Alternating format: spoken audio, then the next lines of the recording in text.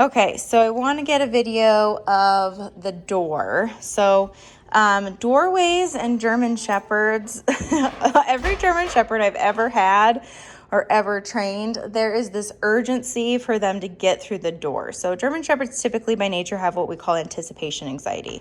It's just going through the store is like Christmas, and if you try to restrain me from going through the store, there's a lot of stress. And so she's not the noisiest shepherd. I've had noisier shepherds, but sometimes they'll whine and they'll complain and they'll let you know, like, hey, this is my doorway and I need to get to it. I've also seen shepherds do that obsessively over the car. So like getting into the vehicle is really exciting. I've seen a little bit with that with her, but not bad. No, she's not like out of control crazy, but she could be if we let that fester. So when I'm getting ready to go for my walk, because she's, let's say like she's dragging the leash for the first 7 days, there's not going to be a ton of novelty with the leash. So it's already on her. Sometimes like what a lot of people do is they'll get the leash ready and the dog's already getting excited before the walk. There's nothing wrong with that but it can become problematic if you can't get control. So if you cannot get control, then it's going to be really hard. The doorway is going to be hard. Getting down the driveway is going to be really hard. And then it's just going to be a battle the whole walk. And so controlling excitement levels, it's not that she doesn't need to be excited. It's just, or that she can't be excited. It's just within reason. So if she's crazy out of control, she's going to do things like she's not going to focus on you because she's going to be way more excited about the environment that we're about to enter than you. And then she's also going to start to pull on the leash, and she could even start to be mouthy with getting the leash on. I mean, there's a lot of things. And then the doorway is going to be a source of excitement. You're going to get a dog that's more prone to run off because it's way more exciting out here than it is in here. And so I like to teach respect around the door. So when I come up to my door, I want to be able to go first through the door. I don't want to be holding the dog back, restraining the dog, trying my hardest to get through the doorway. I'm actually going to test her. So I'm going to say, Indy, wait, and I'm going to switch hands here. I'm going to open the door. Now, I don't care if she sits or stands or whatever. She just has to wait, and she can't cross this threshold, this wooden plaque here, until she looks at me and she's calm and she's polite. Now, if she comes forward, that's okay. She just can't cross it. So if she does cross it, but prematurely, then I'm going to correct her and I'm going to say, no, Indy, wait, and I'm going to use the e-collar. Okay, good job. If she chooses to sit, that's just a bonus, but for me, sitting it's not super important. Okay, come on, because it's more about the mindset. I want to see where she's at mentally. Are you focused on me leaving the house? If you're not, then I'm going to be really struggling the whole time on this walk to get you to pay attention to me. So after, coming into the new environment, it doesn't mean that even if we got focus at the doorway that she couldn't be excited coming out. So what I would do is come out to your driveway and do some directional changes. So I want to really work on where her mindset is at. If she's focused on me, she'll heel perfectly. If she's not, she's going to pull, she's going to bump into me, she's going to cut me off. She may even do silly behaviors like pull to go see somebody or bark or jump when dogs can't focus, you set yourself up for failure because then you're trying to battle their brain and the environment around us the whole time. So if I stop, I want her to stop with me. Good job, Indy. Heel. As we go forward, I'm looking at her ear set. I want it to be right with my leg. I'm going to turn this way and just make sure she's paying attention. If she gets out of position, I'm low on the e-collar. I'm on a 15. It's low for an outside environment. She might be lower in the house, but outside environment, we're a little bit. This dog over here loves to bark at us, and it's actually a really good distraction. A little Chihuahua. It's spicy, huh, Indy? So I will spend a couple minutes just doing this, and then we just walk. And we go down the street. She's already had a walk today. I'm not going to take you through a video on a walk, And it's getting warm, so I always take my shoe off and test the ground, and it's not bad, but it's getting there. Heel. Good job, girl. Now on my walk, if I'm going around the block, I also want to use it to work on some of her obedience. So I work on her sits and her downs. So those are also things that can really proof her focus. So I randomly just stop and say, Indy, sit. And just practice a little stay there. Now remember, all of this is implied that she needs to stay in that seated position until I either tell her okay or we go into a heel. When I'm on a walk, I typically don't just say okay, because we're gonna go into the next exercise, and for safety, I don't want to be like okay, and then she's like, all right, now I'm gonna go run off into the road, or something crazy. So I'm just gonna say sit and then heel. Good job, Indy girl.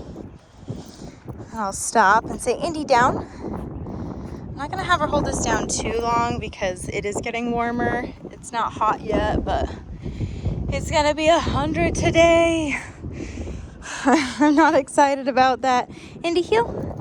Good job. And because I'm pregnant, sometimes I make her heel first and then I pick up the leash, so I don't have to bend as much. But sometimes it's good to pick up that leash and test her obedience there. What I've noticed with her is she does really good if I put her in a down state when I talk to my neighbors. So that is super great for her. Now, if it's hot outside, I'll put her in a down in the grass if we're going to be talking for a minute. So I might just post her up over here and put her down in the grass. Heel. But yeah, so really good things. Of course, I'm going to go through all of this, and I have a printout for you, so you have those notes that you can just keep with you. And then I'd like to meet 7 to 10 days from the time she goes home, depending on what her schedules look like, just because it's going to be fresh in her brain. I have a group class on Saturday. If you can make it, it'd be really beneficial for her.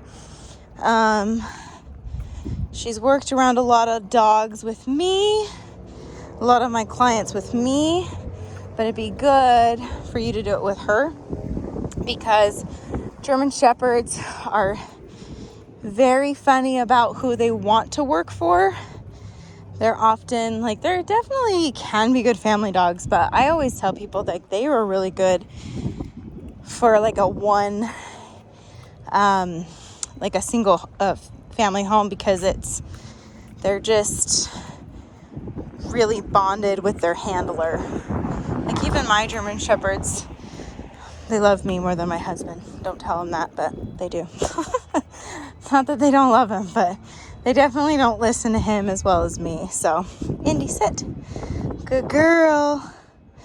Good job, girl. Indy, heel. So, really good things for her. She's starting to automatically sit when I stop. Every once in a while, I'll give her a reminder like I did there. This is what we do.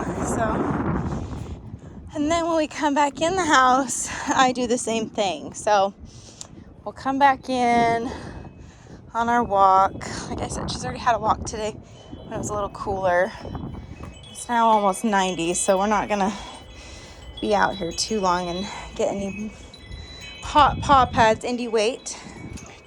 So I want to be able to open this door, and I want to go through first. And so sometimes I'll just come up on this step, because my door is kind of awkward with this sliding, or with this glass. Okay, your door is a little bit easier.